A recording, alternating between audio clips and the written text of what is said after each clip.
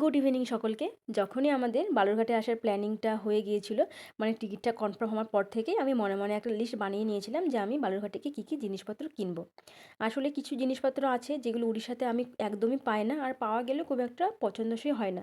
সেই কারণে আমি ওয়েট করে থাকি ১ বছর পরে হলেও সেই জিনিসগুলো আমি বালুরঘাটে গিয়ে কিনবো। শ্বশুরবাড়ির ক্ষেত্রেও তাই, যখন শ্বশুরবাড়িতে আসি সেখানে গিয়ে প্রচুর পরিমাণে শপিং হয়, এটা ওটা টুকটাক। তো আমাদের দেখতে দেখতে উড়িষ্যা যাওয়ার আবার সময়ও ঘনিয়ে এলো। তো ভাবলাম যে আজকে বিকেলে একটু মায়ের সাথে বাজারে যাই, কিছু জিনিসপত্র কিনে এগিয়ে রাখি কাজগুলো। আর ছেলেকে নিয়ে এখন যেহেতু বেশি সময় মানে বাজারে থাকা যায় না, ওই জন্য আর কি মাঝে মাঝে যেতে হবে, টুকটুক করে জিনিসগুলো কিনে কমপ্লিট করতে হবে। তো আজকে বিকেলবেলা ছেলেকে খাইয়ে দেয় রেডি করে আমি আর মা চলে গিয়েছিলাম বাজারে। আর ইদানিং ছেলের এমন হয়েছে, টোটো দেখলেও এত পরিমাণে খুশি হয়, মানে টোটোতে উঠলে ও যেন ভাবে কি একটা পেয়ে গেছি, এত চুপচাপ এত শান্ত, ওর মতো না শান্ত ছেলে হয় না।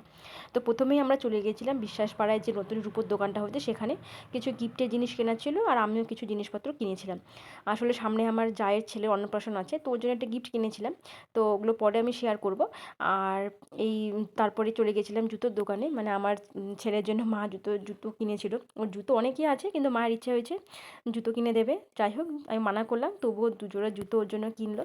তারপরে যে আমাদের এখানে বালুরঘাট কালীবাড়ি, সেইখানে একটু প্রণাম করলাম। ভেতরে ঢুকিনি কারণ মাছ টাছ খেয়ে এসেছিলাম, আমি এর মধ্যে একদিন আসবো পুজো দিতে। তারপর আরও কিছু টুকটাক শপিং ছিল, সেগুলো করে আমরা আবার চলে গিয়েছিলাম বাড়িতে। আর এই মানে উড়িষ্যা থেকে যখন বালুরঘাটে আসি তখন আমার হাসবেন্ড বলে যে তুমি জিনিসপত্র কম করে নিয়ে যাও, কারণ ফেরার সময় তোমার তো ডবল জিনিসপত্র হয়ে যায়, আমাকেই ক্যারি করতে হয়।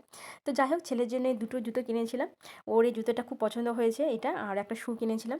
আর যে গিফটটা কিনেছিলাম আমার জায়ের ছেলের জন্য, তো সেটা আমি এখন দেখাচ্ছি না, কারণ গিফট আগে থেকে দেখালে তো সেটা আর কোনো ভ্যালু থাকে না। তো আমি যখন মানে গিফটটা দেবো তার আগে তোমাদেরকে পরে আমি শেয়ার করব। আর আমার এই রূপোর আংটি আর একটা রিং, মানে ইয়াররিং দেখেই পছন্দ হয়ে গিয়েছিলো ডেলি ওয়্যারের জন্য, তো আমি কিনলাম।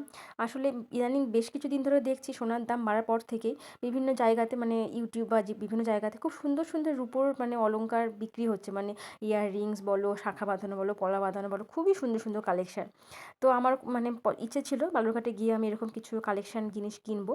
তো আপাতত আজকে আমার এই দুটো জিনিস পছন্দ হয়েছিল, হাতের কাছে পেয়ে গেলাম, তো কিনে নিলাম ডেলি ওয়্যারের জন্য। কেমন হয়েছে অবশ্যই আমাকে জানিও। আর দেখা হচ্ছে পরের ব্লগে, আরও কী কী জিনিসপত্র কিনলাম শেয়ার করব তোমাদের সাথে। টাটা।